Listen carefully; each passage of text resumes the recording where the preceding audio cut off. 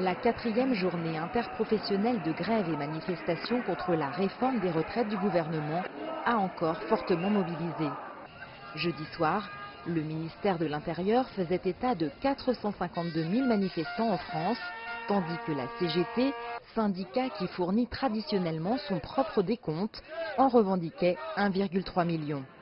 Un rapport de force nécessaire, selon le secrétaire général de la CGT, qui dénonce l'absence de volonté de négocier du gouvernement.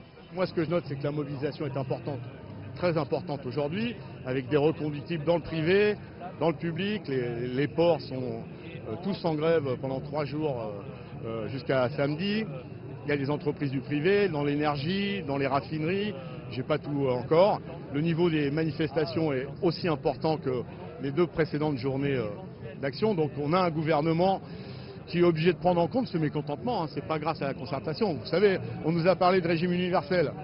Plus de régimes spéciaux. Tous les jours, il y en a un de plus. Ça, c'est dû à quoi? C'est parce qu'il y a des gens dans la rue.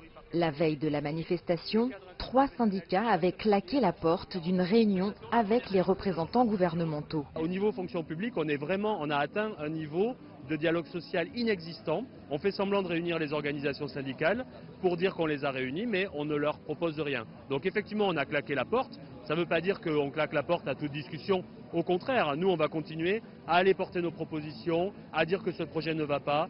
Donc on continue le boulot syndical.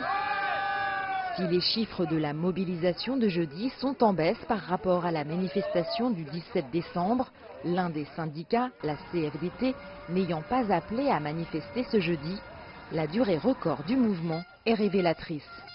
Déjà, c'est une immense victoire d'avoir tenu 36 jours et c'est une immense défaite pour le gouvernement de ne pas avoir trouvé la clé ni la solution pour sortir de ce conflit. C'est ça qu'il faut voir aujourd'hui. Les enseignants qui se considèrent comme les grands perdants de la réforme et ont atteint des taux de mobilisation historiques depuis décembre étaient une nouvelle fois dans la rue avec un taux de grévistes d'environ 40%. Donc là, aujourd'hui, on est encore à une 4e journée de grève majoritaire dans le second degré, ce qu'on n'a pas vu depuis très très longtemps. Et des personnels qui, même pendant les congés de Noël, ont participé à un certain nombre d'actions initiées par les cheminots, par exemple. Avocats, paysans, étudiants, la diversité des professions et des catégories sociales qui participaient au cortège parisien est elle aussi un signe fort du mécontentement général à l'égard du pouvoir. Les femmes, globalement impactées par le projet et pour lesquelles des dispositifs prenant en compte les arrêts de carrière vont être modifiés, étaient aussi dans la rue avec en prime une touche d'humour.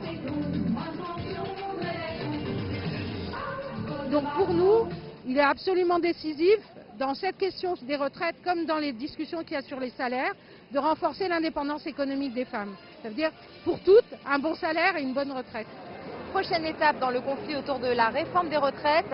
Ce vendredi, certains syndicats vont rencontrer le Premier ministre pour parler de la question du financement, un aspect de la réforme resté flou. En attendant, la prochaine journée de mobilisation interprofessionnelle nationale dès ce samedi. Jade Charles, CGTN, Paris.